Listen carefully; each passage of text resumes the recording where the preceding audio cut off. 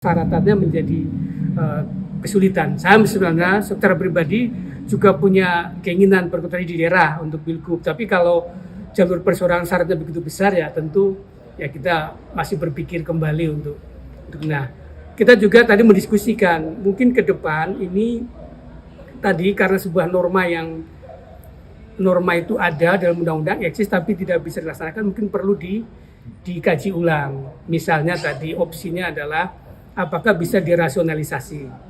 Kami sebagai calon peserta pemilu perseorangan untuk menjadi anggota DPD RI itu syaratnya maksimal 5.000. Jadi kenapa ini harus untuk daerah kok besar sekali.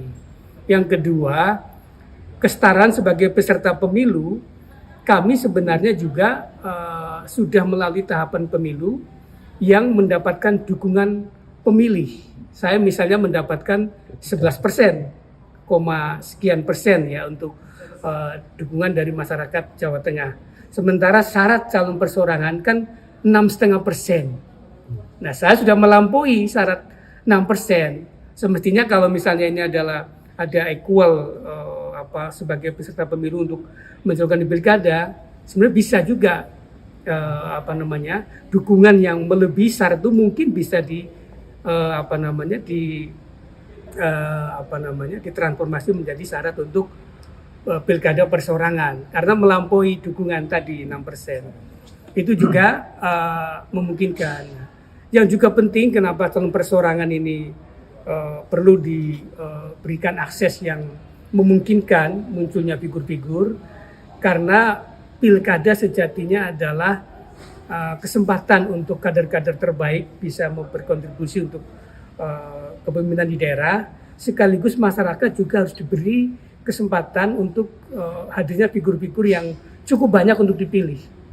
Nah, sampai hari ini kita masih kesulitan ya, pilkada sudah hampir masuk tahapan, tapi calon-calon masih belum belum banyak muncul. Nah, salah satunya tentu karena besar dan ada banyak handicap. Nah, pintu perseorangan sebenarnya salah satu pintu yang memiliki kepastian. Kepastiannya apa? Karena tahapannya jelas dan kemudian waktunya juga jelas.